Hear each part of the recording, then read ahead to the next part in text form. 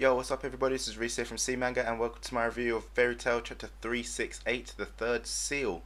So, alright, my prediction, I guess it was kinda right from last week, but yeah, either way, this chapter here, it was friggin' intense as hell. First off, Elfman, obviously I predicted last week that he would start fighting everyone all Berserker style, but I was completely wrong with that one.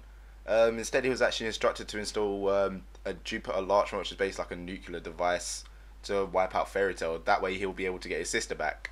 Only reason, like, well, the way his eyes were kind of drawn, I was so convinced that he was being controlled, but instead, that was kind of just like the way of showing off him as being sad, confused, desperate. So, yeah, I guess the question is he really going to try wipe out Fairy Tail, or you know, is he going to kind of like trust in the guild to fight back and just get the hostages back by force? It all comes down to like how much he trusts them, what's he going to do. But yeah, that is actually one thing as well, which kind of did take me a little. It's like, I swear he didn't turn up that long ago, obviously, so I'm not sure like whether he even heard the fact like that Mira and Urza have been caught as well, because I thought he kind of turned up after they were talking about that bit. So it kind of would have, if he like would have just done it anyway, it could have been like, okay, so you're gonna go kill your older sister to save your younger sister. That doesn't make too much sense. That could have been like kind of something I missed off, or something like that that obviously Mashima kind of forgot about. Who knows? Because that's kind of like a giant hole right there in the plot. But anyway, other than that, Natsu and Lisana, they're still trying to break out. The way they were doing it, it seemed like Lisana was trying to break Natsu's arms so he can slide out of the cuffs, but I don't know. That didn't seem right, It's like she's there like kind of pushing the cuffs away. It's like, yeah, use your strength. But it's like, how the hell are you going to use your strength with the bottom of your foot on the arms which are kind of moving upwards all the time? So either way, his arms would have broken a long time before them cuffs would have. But yeah, other than that, Silver's basically still bugging Natsu.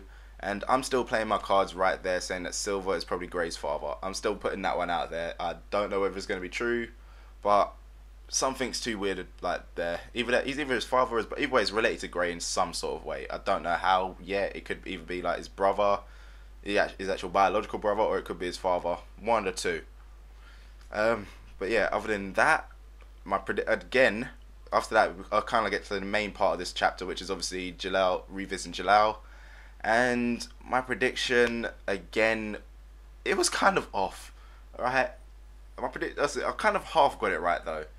So yeah, I was kind of thinking that obviously Jalal, he'll defeat all the other Eurasian 6, and then he'd take on Zero one-on-one, but obviously he'll be kind of tired from fighting the Eurasian 6, so Zero would end up like beating the crap out of him. Not killing him, but just beating the living crap out of him, so he'll be kind of like near death.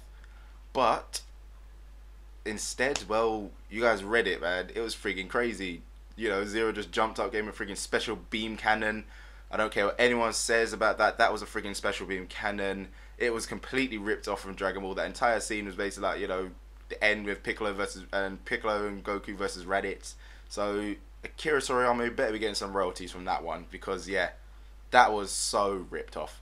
But yeah, either way, Zero special beam cannoned him straight through the chest, giant hole. Jalal's down, Melody's crying, just like, oh my gosh, I need help. He's like, no, run away, run away.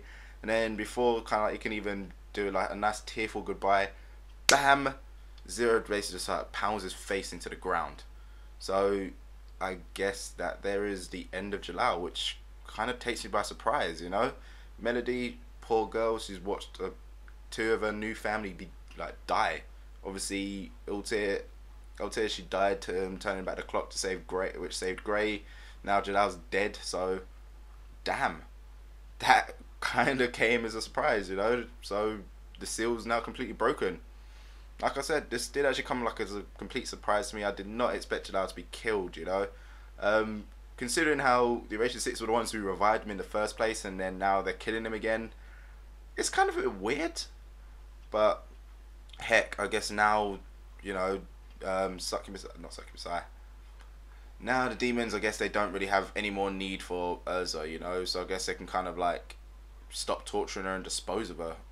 I'm guessing that's could be what's going to happen, because obviously the reason they're torturing her is to get information to find out where Jalal is, but now they found out Jalal's pretty much dead.